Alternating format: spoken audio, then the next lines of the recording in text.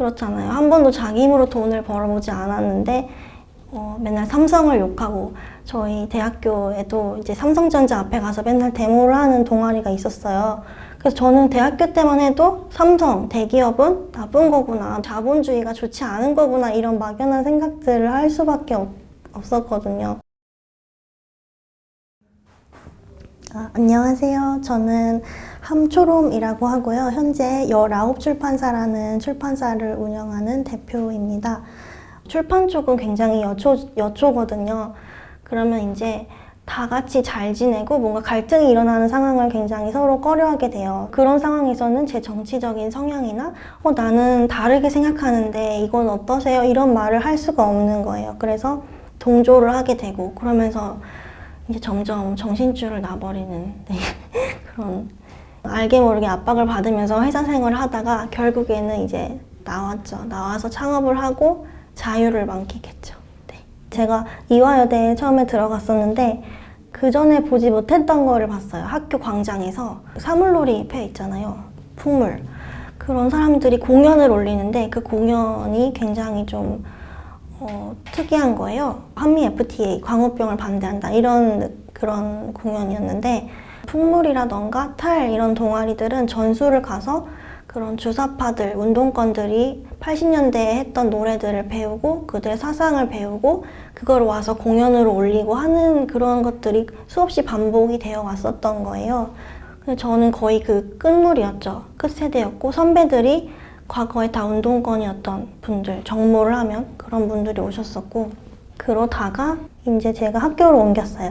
제가 옮긴 학교가 한국예술종합학교라고, 그 캠퍼스가 안기부 건물을 그대로 쓰고 있는 곳이었어요. 그러니까 지금 광화문 광장에서 이제 세월호 천막을 세워놓고 계속 그때의 감정이나 뭐 분노 이런 거를 곱씹고 이렇게 하듯이, 그 학교에서도 안기부 건물에 학생들을 이제 기숙사로 쓰면서 학생들을 재우고 거기서 학생들을 가르치고 하면서 어떤 그런 알 수 없는 우울과 집단 뭐 분노 이런 것들을 계속 곱씹고 있었던 것 같아요. 그리고 그런 거에 알게 모르게 영향을 받을 수밖에 없었고, 근데 약간 억울했던 점은 그 어떤 부정적인 분노라던가 우울, 불안 이런 것들이 우리 것이 아닌데도, 우리 전 세대의 것인데도 그거를 이제 받아들일 수밖에 없게끔 강요된 그런 환경에 노출이 되어 있었던 거죠. 직장인들이 투잡을 뛰고, 또 그리고 최저임금 때문에 알바 자리도 많이 줄고, 편의점 그 사장님이 나와서 직접 일도 하고 하잖아요. 근데 이런 이야기들을 제 대학교 동기들이나 그런 사람들한테 하면 아무런 공감이나 어떤 수긍도 하지 않아요. 그러니까 애초에 무관심한 영역인 거죠. 그런 사소한 차이 때부터 바뀌었고, 결정적인 건 세월호 사건이었죠. 네.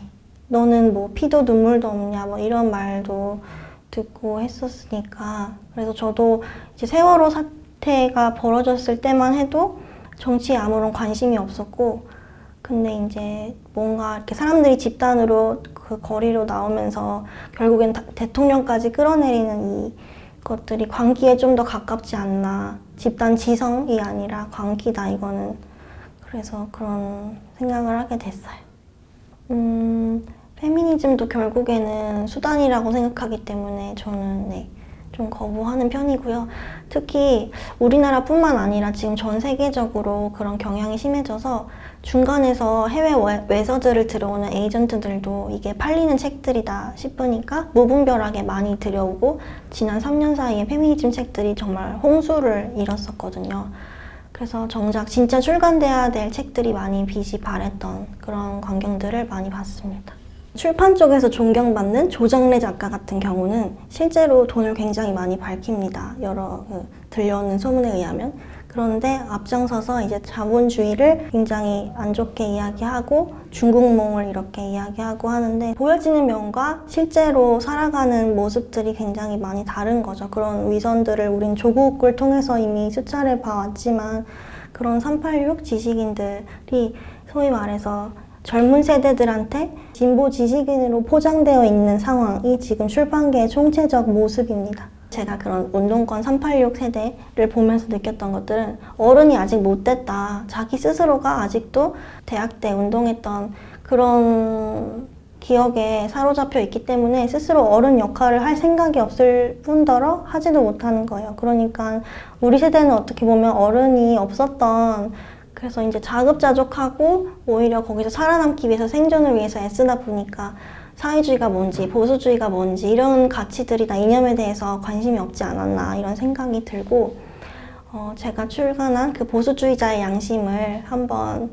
읽어보시면 왜 지금 우리가 자유의 위기에 처해 있고 집단의 광기로부터 어떻게 개인의 자유를 지켜야 되는지에 대해서 조금이나마 이해를 도우실 수 있을 거라고 생각합니다. 그리고 미국의 헤리티지 재단에서 나온 책들을 번역 출간할 계획이에요. 그래서 우리나라에도 미국의 헤리티지처럼 좀 품격 있는 보수 가치를 전달할 수 있는 그런 단행본 도서들이 많이 나왔으면 하는 바람이고, 우리가 싸우는 세력은 굉장히 힘도 세고 굉장히 뻔뻔하고 끈질긴 그런 사람들이기 때문에 좀 긴 싸움을 준비하면서 같이 지치지 않고 갔으면 좋겠습니다.